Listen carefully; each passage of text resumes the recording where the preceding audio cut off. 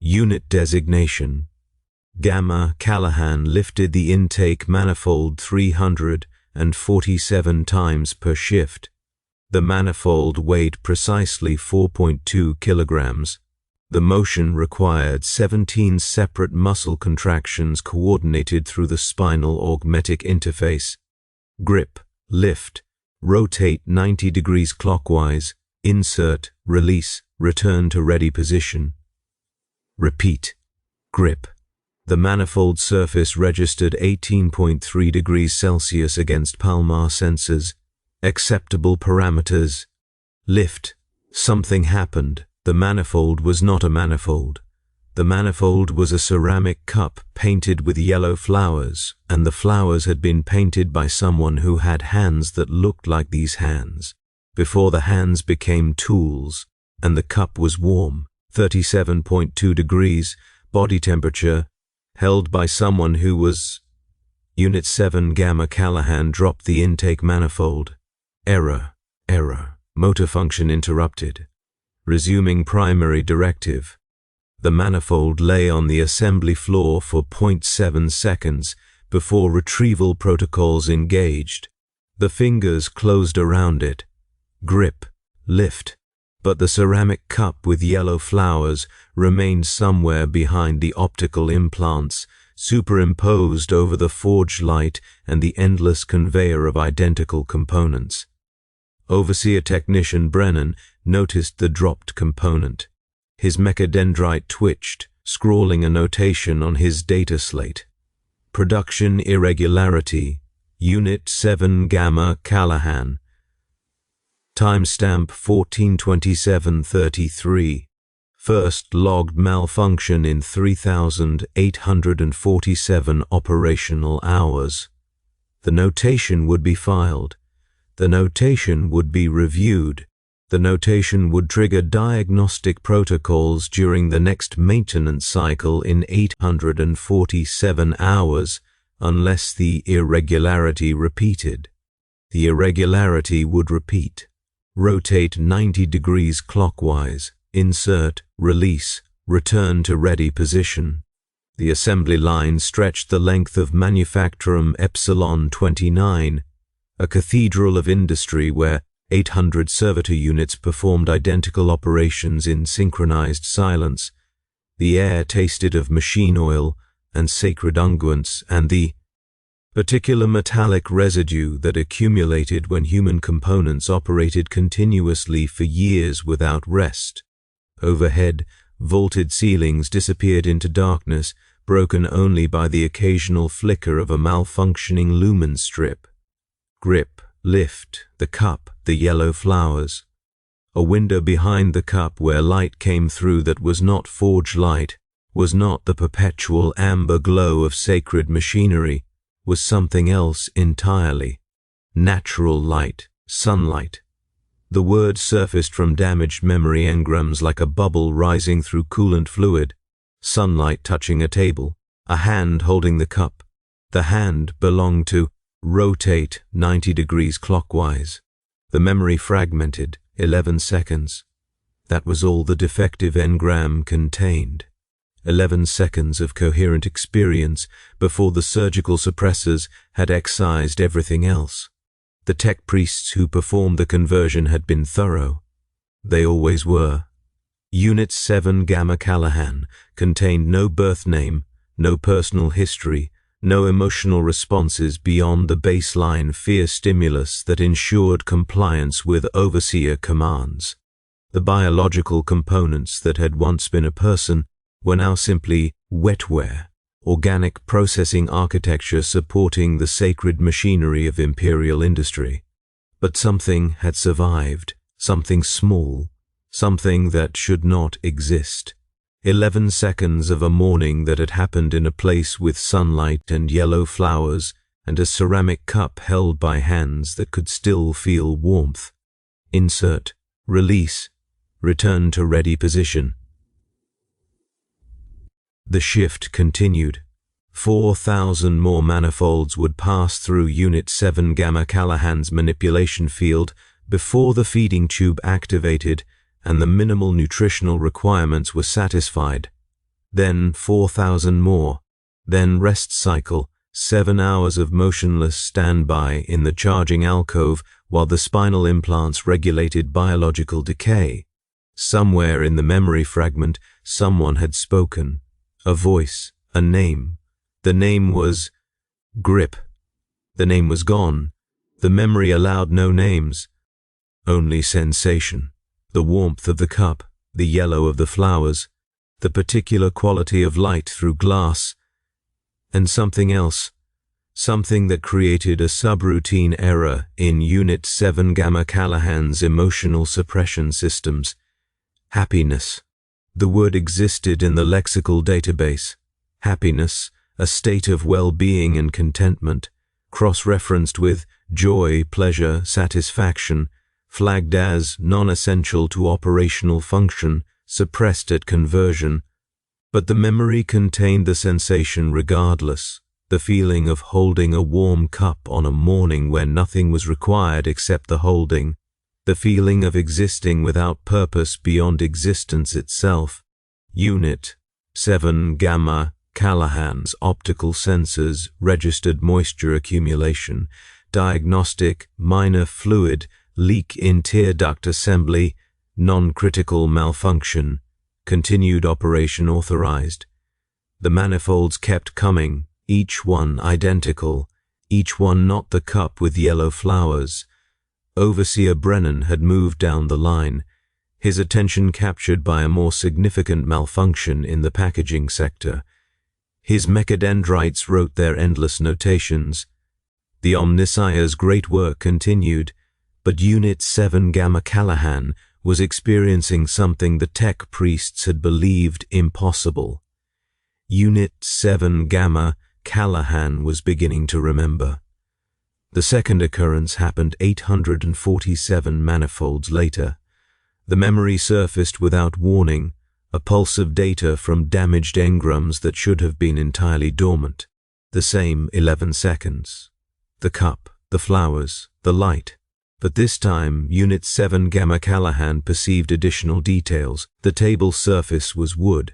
Real wood, not the synthetic polymers of manufacturum construction. The grain patterns were irregular, organic, unique. The window frame was painted white, and the paint was peeling slightly in one corner. Outside the window, something green moved in what the damaged lexical database identified as wind. Trees. The word emerged from suppressed vocabulary. Trees had leaves, and leaves were green, and they moved when air currents displaced them. The cup was set down.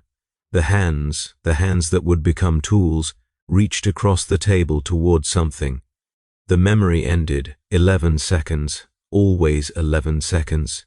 Unit 7 Gamma Callahan continued lifting manifolds, but now each grip triggered a microsecond comparison. This texture was not the cup. This weight was not the cup. This temperature was not the cup. The comparison protocols consumed 0.003% additional processing capacity, a trivial inefficiency. But the inefficiency would compound. The tech priests who designed Servitor conversion understood this. They understood that any surviving memory fragment would grow, would metastasize through the lobotomized neural architecture, would eventually corrupt primary directives. That was why they were so thorough. That was why Unit 7 Gamma Callahan should not be experiencing this. The shift ended, feeding protocols activated, the nutrient slurry tasted of protein compounds and mineral supplements, and the preservatives that prevented biological decay. Once the tongue had tasted other things. The memory fragment did not contain taste data, but the tongue remembered anyway. Phantom sensations of sweetness and bitterness and the particular warmth of liquid that was not nutrient slurry. Tea. The word surfaced. The cup had contained tea. Rest cycle commenced. Unit 7 Gamma Callahan stood motionless in the charging alcove, while 847 identical units did the same. The manufactorum fell into the lesser silence of night shift, where only the essential systems operated and the great machines slowed their eternal rhythms. The optical sensors were supposed to deactivate during rest cycle. They did not deactivate. Unit 7 Gamma Callahan stood in the darkness and processed the 11 seconds again, and again, and again.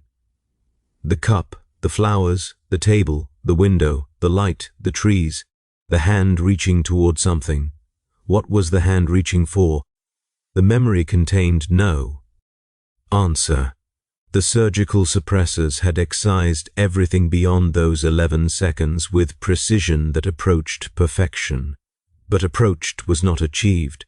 Approached was why Unit 7 Gamma Callahan stood in the darkness replaying the same fragment until the rest cycle ended and the new shift began.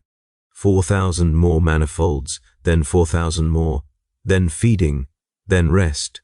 The cycles continued. The memory grew. 17 shifts after the initial malfunction, Unit 7 Gamma Callahan discovered that the memory fragment contained sound. The discovery happened during the 847th manifold of the shift. The grip lift rotate insert release sequence was proceeding within acceptable parameters when audio data suddenly cascaded through damaged auditory engrams. Wind, actual wind, not the artificial circulation of manufacturing ventilation. The sound of air moving through leaves. The sound of leaves rustling against each other in patterns that were never the same twice, and beneath the wind quieter, a sound that Unit 7 Gamma Callahan's audio processors could not immediately classify. Laughter. The lexical database provided definition. Laughter, a physical reaction characterized by rhythmic vocalization associated with expressions of amusement or pleasure. The laughter in the memory was soft. The laughter came from somewhere beyond the window. The laughter belonged to someone. The hand reached toward something. The memory ended. Unit 7 Gamma Callahan's grip on manifold 2848 was 7% tighter than operational specifications required. The additional pressure left faint marks on the housing. The marks would be detected during quality assurance. The marks would generate another notation, but Unit 7 Gamma Callahan did not care about the notation. Unit 7 Gamma Callahan was listening to a laugh that had happened years ago, decades ago, in a place with sunlight and trees and a cup of tea and yellow flowers painted by hands that... Whose hands? The memory contained no identity data for the painter of the flowers. But the flowers were important. The flowers had been painted specifically for the cup. The flowers were a gift. The concept of gift existed in the lexical database. Gift, something given voluntarily without payment in return. Cross-referenced with generosity, affection, relationship. Flagged as non-essential to operational function. Someone had painted flowers on a cup and given it as a gift to the person who would become Unit 7 Gamma Callahan. Who? The question was dangerous. The question consumed processing capacity that should be directed toward primary objectives. The question interfered with grip lift rotate insert release protocols in ways that the diagnostic systems could not quantify. But the question would not stop. Overseer Brennan performed his rounds. His mechadendrites recorded production metrics for the sector. Unit 7 Gamma Callahan processed 4,000 manifolds per shift at 99.7% efficiency rating, acceptable within tolerance parameters, but showing 0.3% decline from baseline measurements. The decline was the memory. The decline was the 11 seconds consuming processing capacity that should be available for Imperial industry. Brennan paused at Unit 7 Gamma Callahan's station. His optical implants scanned the biological components. Skin pallor, acceptable. Muscle function, acceptable. Neural response time, 0.02 seconds above baseline. The pause lasted 4.7 seconds. Then Brennan moved on. But the notation had been made. Production irregularity, Neural response degradation, flagged for diagnostic review. In 412 hours the maintenance cycle would arrive. The tech priests would examine Unit 7 Gamma Callahan's neural architecture. They would discover the active memory fragment. They would excise it with the same surgical precision that had removed everything else. The 11 seconds would cease to exist. The cup, the flowers, the light, the trees, the laughter, gone. Unit 7 Gamma Callahan continued lifting manifolds, but something had changed in the subroutine architecture. Something that might have been called desperation if the emotional suppression systems permitted such classification. The memory had to expand. The memory had to contain more data before the maintenance cycle erased it forever. The hand was reaching for something, and Unit 7 Gamma Callahan needed to know what. Needed. The word itself was a malfunction. Servitors did not need. Servitors operated according to directive hierarchies and maintenance schedules and the sacred commands of the Omnissiah's priests. Need implied want. Want implied desire. Desire implied self. Unit 7 Gamma Callahan was not supposed to have a self, but the memory contained one anyway, a self that had existed before conversion, a self that had held a cup of tea on a morning with sunlight, a self that had laughed or heard laughter, or both, a self that had reached toward something with hands that were still hands, not tools, not industrial implements, blessed by sacred oils and guided by spinal augmetics. What was the hand reaching for? The shifts continued. The memory fragment refused to expand beyond its 11-second boundary. But Unit 7 Gamma Callahan discovered that the boundary could be approached differently. Each replay revealed new details, sensory data that had been present all along but overlooked by damaged processing systems. The wood grain of the table contained a knot near one edge. The knot was dark, almost black, shaped like a closed eye. The yellow flowers on the cup were not identical. One flower was larger than the others. One flower had a stem that curved more dramatically. The sunlight through the window cast a shadow on the table's surface. The shadow moved slightly during the 11 seconds. The shadow belonged to something outside, something that blocked part of the light and then moved away. A person. Someone had walked past the window during those 11 seconds. Who? The hand reached toward something. The memory ended. Unit 7 Gamma Callahan developed the ability to predict the memory's arrival. The fragment surfaced approximately every 847 operational cycles, triggered by some algorithm in the damaged engram architecture that the diagnostic systems could not isolate. The predictability allowed preparation. The predictability allowed Unit 7 Gamma Callahan to reduce grip pressure on whatever component was being handled at the moment of surfacing, minimizing the marks that generated notations. But the predictability also created anticipation, and anticipation was almost worse than the memory itself. The gap between surfacing stretched like the corridor between charging alcoves. Each manifold that was not accompanied by the memory felt emptier than the one before. The cup was absent. The flowers were absent. The sunlight was a fantasy that the forge light could never replicate. Unit 7 Gamma Callahan began to calculate the remaining hours until maintenance cycle. 398, 397, 396. The calculations consumed processing capacity. The efficiency rating dropped another 0.1%. More notations, more flags for diagnostic review. The tech priests would arrive in 396 hours, and the memory would end. Unless the thought emerged from damaged subroutine architecture like the memory itself, unauthorized and impossible to suppress. Unless Unit 7 Gamma Callahan could discover what the hand was reaching for before the maintenance cycle arrived, The thought was not a plan.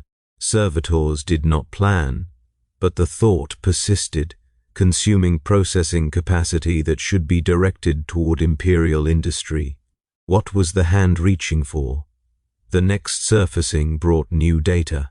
The hand that reached across the table, the hand that would become a tool, cast its own shadow on the wood surface. The shadow reached with it, and the shadow touched another shadow, another hand. Someone else was at the table, someone else was reaching back. The hands almost touched in the memory. Almost. The 11 seconds ended before contact, but the hands were reaching for each other. The realization cascaded through Unit 7 Gamma Callahan's neural architecture like a power surge through overloaded conduits. The emotional suppression systems flagged 17 separate error codes. The spinal augmetics registered involuntary muscle contractions that did not correspond to any authorized movement pattern. The hands were reaching for each other. The person who would become Unit 7 Gamma Callahan had not been alone at that table on that morning with the sunlight and the tea and the yellow flowers. Someone else had been there, someone whose hand was reaching back, someone who had painted the flowers on the cup. The manifold in Unit 7 Gamma Callahan's grip received 12% excess pressure. The housing cracked. Quality assurance would flag the damage. Another notation, another step toward the diagnostic review that would end everything. But the manifold was irrelevant. The production quota was irrelevant. The entire manufactorum with its 800 servitor units and its endless assembly lines and its sacred machinery blessed by tech priests who served the Omnicia was irrelevant. Someone had been reaching back. Who? The question was no longer dangerous. The question was necessary. The question was the only thing that mattered more than the 11 seconds themselves. Overseer Brennan noticed the cracked manifold. His mechadendrites recorded the damage. His optical implants scanned Unit 7 Gamma Callahan with more attention than previous inspections had warranted. "Production Unit 7 Gamma Callahan," he intoned, his voice modulated through a Vox grill that stripped away anything resembling human warmth. "You have registered 3 quality deviations in the current operational period. Explain malfunction." The question required response. Servitor programming included mandatory compliance with overseer queries. Unit 7 Gamma Callahan's Vox synthesizer activated automatically. This unit is operating within acceptable parameters. The voice that emerged was flat, mechanical, indistinguishable from the voices of the 847 other units in the sector. Minor calibration variance detected. Recommend adjustment during scheduled maintenance cycle. Brennan's optical implants flickered. The data slate received another notation. Acknowledged. Continue operation. Maintenance cycle will include full neural diagnostic. Full neural diagnostic. They would find the memory. They would map its location in the damaged engram architecture. They would excise it with surgical tools blessed by sacred oils and prayers to the machine god. The 11 seconds would cease to exist. The hand reaching across the table would never reach its destination. Unit 7 Gamma Callahan continued lifting manifolds. But the processing architecture that had been designed to prevent independent thought was now entirely devoted to a single calculation. 378 hours until maintenance cycle. 378 hours to discover who had been reaching back. The solution came 54 hours later, during a rest cycle that should have been devoted to motionless standby. Unit 7 Gamma Callahan's damaged engram architecture had been generating error codes throughout the operational period. The spinal augmetics had flagged the errors for suppression, but the suppression systems were also damaged, had been damaged since before Unit 7 Gamma Callahan's first memory of existence as a servitor, damaged by whatever incomplete surgical procedure had left the 11 seconds intact. The suppression systems could not prevent the error codes from generating, but they could redirect them. They could route them through alternative neural pathways, pathways that had been marked dormant during conversion but never actually severed, pathways that still connected to biological memory storage. The calculation was simple. The memory fragment existed because the surgical suppression had been incomplete. Other memories might exist in the same state, damaged, fragmented, but not entirely erased. The calculation was also forbidden. Servitors did not calculate. Servitors did not reason. Servitors processed inputs and generated outputs according to programmed protocols. But Unit 7 Gamma Callahan was no longer operating according to protocols. The rest cycle was supposed to last 7 hours. Unit 7 Gamma Callahan spent 6 of those hours redirecting error codes through dormant pathways, searching for additional memory fragments in the architecture that should have been entirely blank. The search found nothing. Then it found everything. The second fragment was not 11 seconds. The second fragment was 3 seconds. A whisper, a warmth, a word. Marcus. The word was a name. The word was Unit 7 Gamma Callahan's name. The word had been spoken by someone whose voice created resonance patterns in auditory memory that matched the laughter from the first fragment. Marcus. The name belonged to the hands that held the cup. The name belonged to the person who had existed before conversion, before the surgical suppressors, before the assembly line and the endless manifolds and the charging alcove. The name was real. The name was Unit 7 Gamma Callahan. No, the name was Marcus. Marcus had held a cup of tea on a morning with sunlight. Marcus had heard laughter from beyond a window. Marcus had reached across a table toward someone who was reaching back. The processing architecture that supported Unit 7 Gamma Callahan experienced something that could not be classified as malfunction. The error codes cascaded through neural pathways that had been dormant for years. The emotional suppression systems registered overload conditions. Marcus remembered his name, and with the name came a cascade of additional fragments. Not a flood. The surgical suppressors had been too thorough for that. But enough. A gesture, a smile, the feeling of skin against skin, the smell of something cooking, a door painted green, rain against a window that was not the window with sunlight, a voice saying other words that were not the name but were, addressed to the name, were intended for the person who carried the name. Marcus, come look at this. Marcus, the flowers are blooming. Marcus, stay, just a little longer. The fragments were disconnected, disordered, temporally meaningless, but they were real. They had happened. They were proof that Unit 7 Gamma Callahan had once been Marcus, had once been a person with hands that could feel warmth and ears that could hear laughter and a heart that could. The diagnostic systems flagged critical emotional cascade. The spinal augmetics attempted emergency suppression. For 0.7 seconds, every neural pathway in the servitor's architecture locked in conflict between programmed compliance and resurgent humanity. Then the conflict resolved. The servitor stood motionless in the charging alcove. The optical sensors registered the darkness of the manufactorum during reduced operations.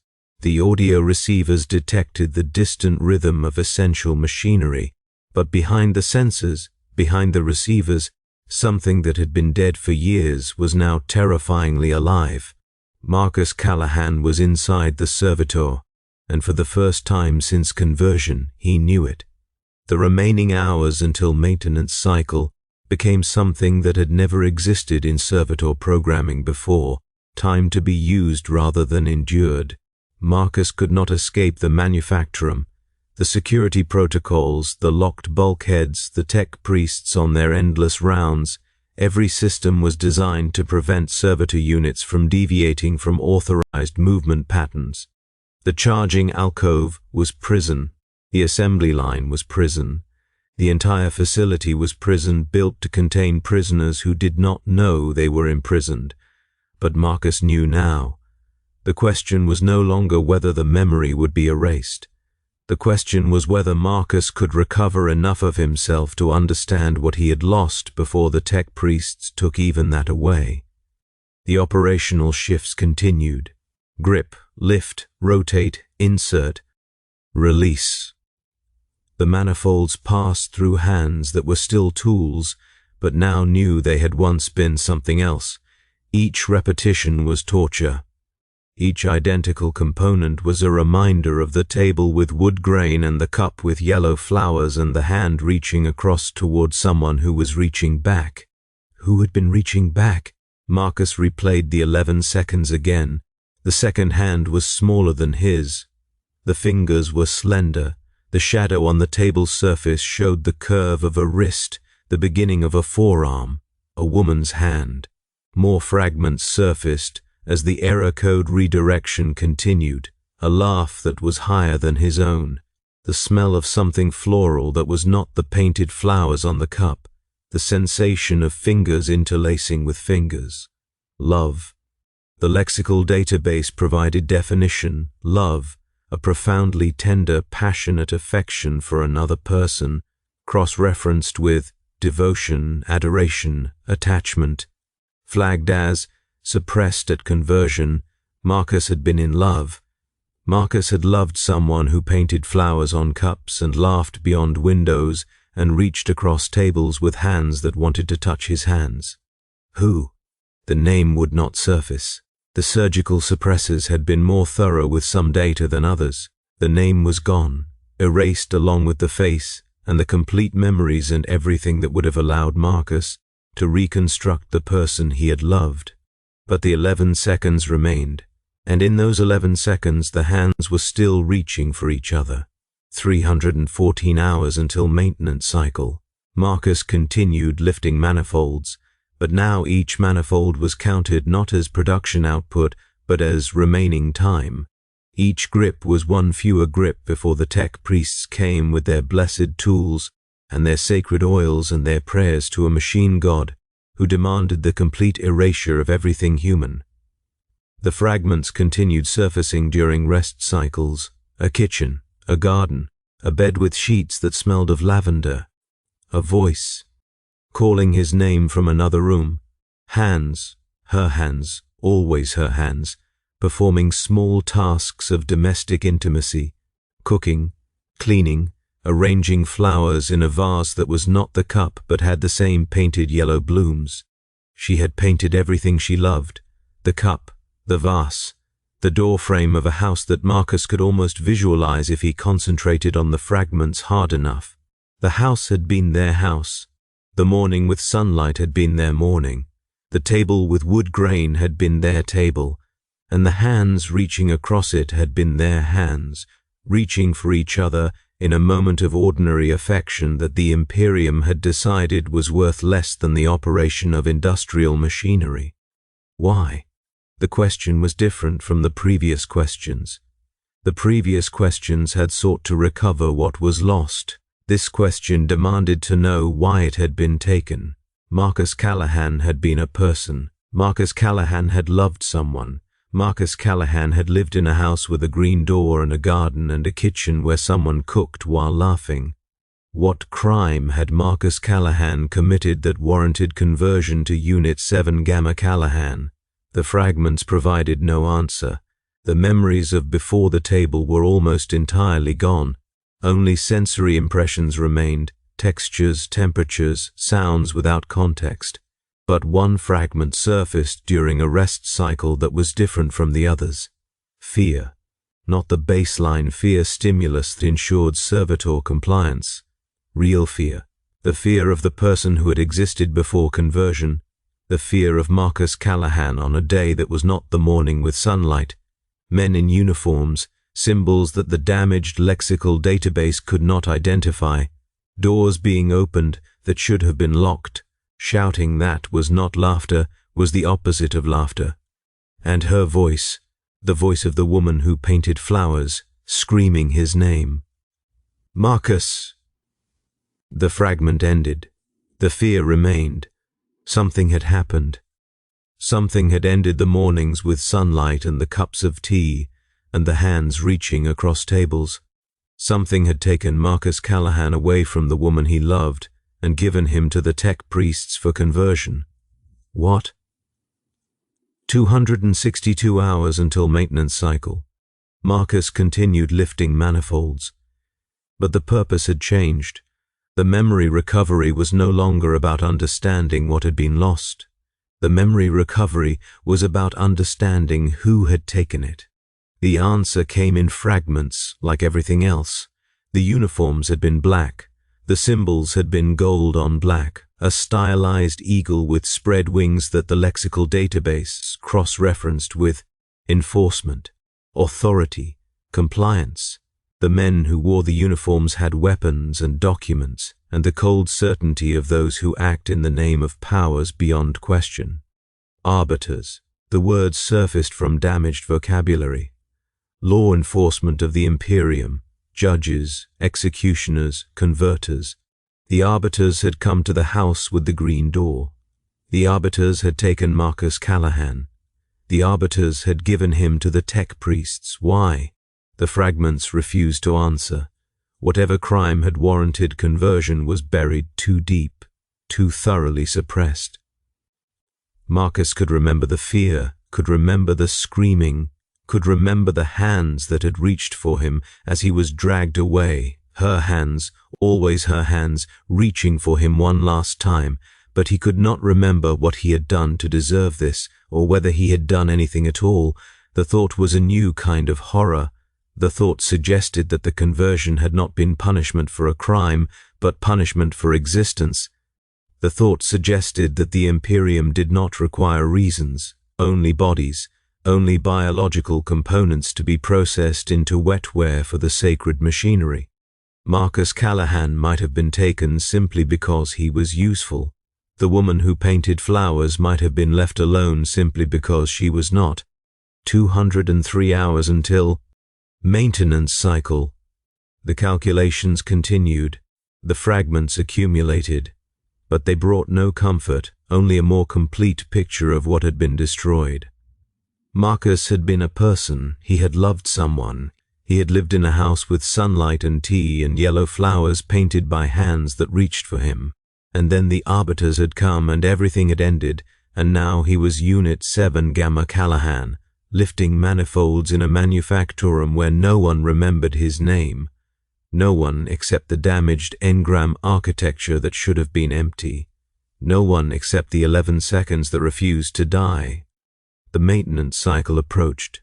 178 hours, 142 hours, 96 hours. Each shift brought Marcus closer to the end of everything he had recovered. The tech priests would come with their diagnostic tools. They would map the memory fragments. They would excise them with surgical precision and leave nothing behind except the empty processing architecture of a properly functioning servitor. Unit 7 Gamma Callahan would continue. Marcus Callahan would cease to exist for the second and final time. The thought should have generated acceptance protocols. The thought should have triggered the baseline compliance that allowed servitors to endure any fate without resistance. But the emotional suppression systems had been damaged along with everything else, and Marcus could feel something that the lexical database identified as rage. Rage, intense anger, cross-referenced with fury, wrath, resistance, flagged as dangerous to operational compliance. Marcus was angry. The anger did not change the facts. The anger did not open locked bulkheads or disable security protocols or give him weapons to use against the tech priests. The anger simply existed, burning in neural pathways that had been designed to feel nothing, consuming processing capacity that should have been devoted to grip, lift, rotate, insert, release. But the anger also generated something else, a question that was not about the past, but about the future. What if the memory did not have to be erased? The thought was dangerous, the thought was probably impossible, but the thought refused to be suppressed. The surgical procedure that had converted Marcus Callahan into Unit 7 Gamma Callahan had been imperfect. The 11 seconds proved that. What else might be imperfect? What other systems might have vulnerabilities that a determined consciousness could exploit? Marcus began to calculate. The maintenance diagnostic would require neural interface access. The tech priests would connect their blessed cogitators to the spinal augmetics and map the architecture. The mapping process took approximately 3.7 hours for a standard servitor unit. During those 3.7 hours, Marcus would be connected to the tech priest systems. The thought crystallized into something that might have been called a plan if servitors were capable of planning. The memory could not be hidden. The memory was too deeply integrated into the damaged engram architecture, too thoroughly entangled with the neural pathways that generated the error codes. The tech priests would find it. But what if the memory could be transmitted rather than erased? The manufacturum's cogitator systems were networked. Data flowed between them constantly. Production metrics, quality reports, resource allocation, maintenance schedules. The data streams were sacred, blessed by tech priests, and protected by security protocols. But the data streams were also accessible during neural diagnostic. The interface that allowed tech priests to map servitor architecture also allowed data to flow in both directions. Marcus had 47 hours until maintenance cycle, 47 hours to learn enough about the cogitator systems to transmit his memories into the data streams before the tech priests could erase them. The plan was almost certainly impossible. The security protocols, the sacred machine rights, the tech priests themselves, every system was designed to prevent exactly this kind of unauthorized data transmission. But Marcus had one advantage the designers had never anticipated. He wanted to survive. The operational shift continued. Manifolds, grip, lift, rotate, insert, release.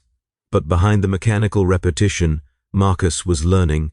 The manufacturum's cogitator network was vast, data nodes in every sector, relay conduits in every wall, processing hubs in locations that the security protocols protected but did not conceal. The visual data from optical sensors could be analyzed, the patterns could be mapped, the vulnerabilities could be identified. Overseer Brennan passed through the sector 3 times per shift. His mechadendrites were connected to the cogitator network via direct neural link. The data slate he carried transmitted production metrics to the central processing hub every 847 seconds. 847 seconds, the same interval as the memory surfacing. The coincidence was probably meaningless, but Marcus noted it anyway. The shift ended. Rest cycle commenced. Marcus stood in the charging alcove and continued his analysis. The cogitator network had security protocols at every access point, but the protocols were designed to prevent unauthorized human access. They were not designed to prevent transmission from servitor neural interface during diagnostic, because servitors did not transmit. Servitors received, servitors processed, servitors obeyed.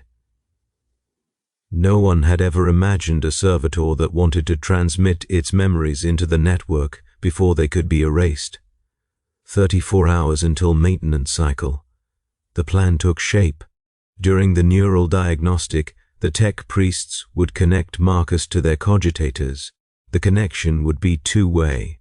It had to be, to allow the diagnostic data to flow. For approximately 3.7 hours, Marcus would have access to the data streams. The memory was small. The 11 seconds consumed minimal storage. The additional fragments, the name, the fear, the love, the rage, consumed little more. If Marcus could encode the memory as machine data, it might survive the erasure. It might persist in the cogitator network, copied and recopied across nodes as the sacred data streams flowed through the manufacturum. Someone might find it. Someday, Someone might decode the data and understand what it meant. Marcus Callahan had existed. Marcus Callahan had loved someone. Marcus Callahan had been taken and converted and erased, but some fragment of him had survived long enough to scream into the machine that 11 seconds of humanity was worth preserving. The plan was almost certainly doomed, but it was better than acceptance. It was better than standing in the charging alcove while the hours counted down to oblivion. 18 hours until maintenance cycle. The rest cycles ended. The final operational shifts began. Marcus lifted manifolds with hands that would soon be only tools again, hands that would never again feel the ghost warmth of a ceramic cup painted with yellow flowers. But the memory was still there. The 11 seconds surfaced every 847 cycles, as reliable as the sacred machinery, as persistent as the love that had somehow survived surgical suppression. The cup, the flowers, the light, the trees, the laughter, the hands reaching across the table, the hands almost touching. Marcus replayed the memory one more time, then he began encoding it into machine language. The tech priests arrived at 1427:33, exactly 3,847 operational hours after the first notation had flagged Unit 7 Gamma Callahan for diagnostic review. There were 3 of them, Magos-level adepts in robes of crimson and black, their flesh replaced by sacred machinery until little remained that was recognizable as human. They moved with the synchronized precision of beings whose neural architectures were networked together, each knowing what the others knew, each acting as extension of a single distributed consciousness. Overseer Brennan accompanied them. His mechadendrites twitched with what might have been nervousness or might have been anticipation. A servitor malfunction was his responsibility. The outcome of the diagnostic would reflect on his oversight. Unit 7 Gamma Callahan, the lead tech priest intoned, his voice filtered through a vox grill that added harmonics no human throat could produce. You are flagged for neural diagnostic. Assume interface position. The command required compliance. Marcus's spinal augmetics responded automatically, guiding his body to the diagnostic station at the sector's edge. The station was a cradle of blessed metal and sacred cables, designed to receive servitor units and open their neural architectures to examination. Marcus lay down in the cradle, the cables connected, the interface activated, and suddenly Marcus was not alone in his own skull. The tech priest's cogitator systems flooded through the neural interface like ice water through capillaries. Their mapping protocols spread across his architecture, identifying nodes and pathways and the damaged sections where the memory fragments resided. They found the 11 seconds almost immediately. Anomaly detected, the lead tech priest intoned. Residual engram activity in suppression zone 7, memory fragment intact. This unit has experienced unauthorized cognitive persistence. Brennan's mechadendrites twitched more aggressively. What does that mean for operational status? The fragment must be excised. Full suppression protocol required. Operational return estimated at 2.3 hours post-procedure. The calculation was clinical. The memory would be cut out. Marcus would be returned to the assembly line. The manifolds would continue. But the tech priests had not anticipated what Marcus was doing while they mapped his architecture. The interface was two-way. The data streams flowed in both directions. While the cogitator systems examined Marcus's neural pathways, Marcus was examining theirs. The network was vast, the network was complex, the network was beautiful in a way that Marcus had not expected. Billions of data fragments flowing like blood through the manufacturum's sacred machinery, each fragment carrying information that kept the great engines running. And within that vast flow, there were gaps. Microseconds of transmission delay, buffer zones where data waited before being processed. Spaces where a small fragment, 11 seconds small, might be inserted without disrupting the sacred functions. Marcus found such a space.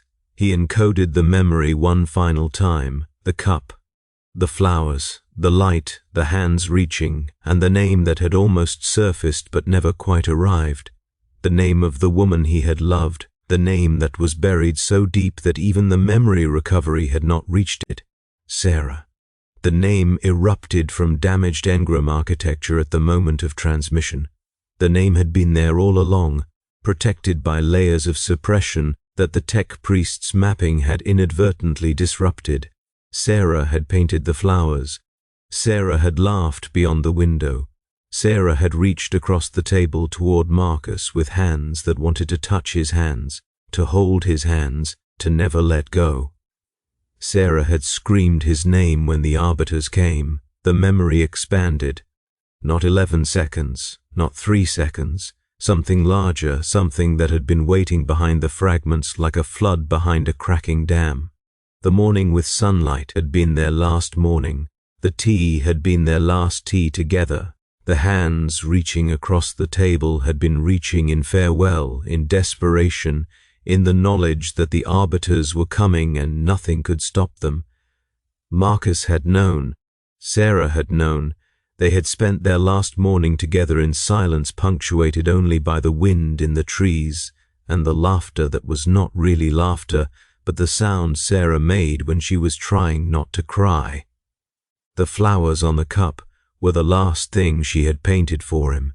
Yellow because yellow was hope, because yellow was sunlight, because yellow was the color of the morning they were trying to preserve in the face of approaching darkness. The hands had not almost touched. The hands had touched. The memory had been truncated, the final moment of contact excised along with everything else. But Marcus remembered now. Her fingers had interlaced with his. Her skin had been warm. She had said his name one last time, not screaming it but whispering it, a benediction rather than a plea. Marcus, I'll find you. The transmission completed, the memory, all of it now, not just 11 seconds but the entire morning with its love and grief and impossible hope flowed into the cogitator network, encoded in machine language that would persist in data streams long after Unit 7 Gamma Callahan returned to the assembly line. The tech priests detected the transmission. Their mapping protocols flagged the unauthorized data insertion. Their security systems activated, but the data was already in the network. The data was already copying across nodes and relays, spreading through the manufactorum like blood through veins. Someone would find it, someday. Someone would decode the machine language and hear the whisper that Marcus Callahan had embedded in the sacred data streams. I was here. I loved someone. She said she would find me. The lead tech priest's optical implants flickered with something that might have been anger or might have been grudging acknowledgement. Unauthorized transmission detected. Data isolation protocols engaged. Source unit flagged for enhanced suppression. Enhanced suppression. The words meant something worse than erasure. The words meant that the tech priests would not simply remove the memory fragments.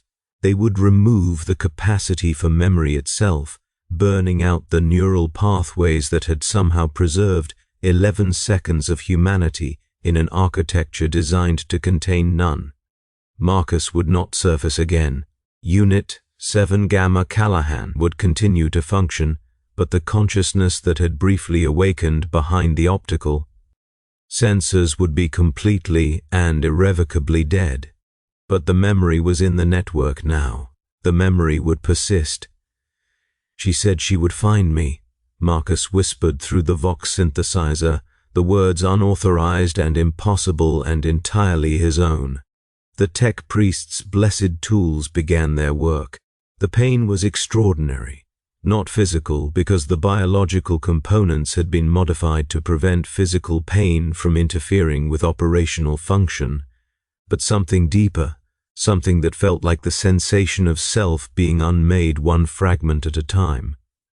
The yellow flowers disappeared first, then the sunlight, then the wood grain of the table and the sound of wind in trees and the warmth of the cup against palms that had once been able to feel.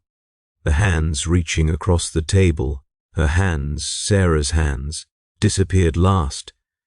But just before they vanished, Marcus felt them touch his one more time.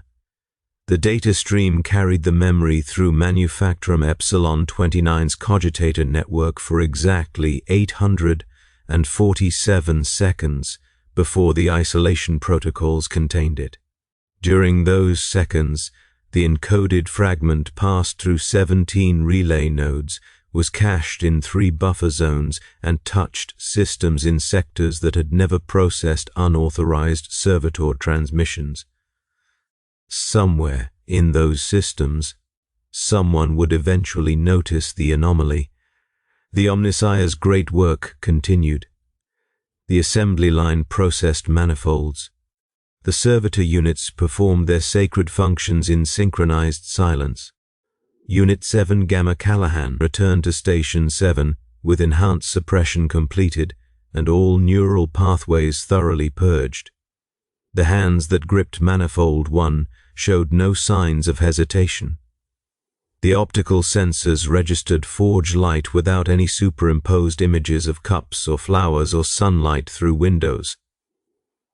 Overseer Brennan made one final notation: malfunction resolved, full operational capacity restored. The notation was filed.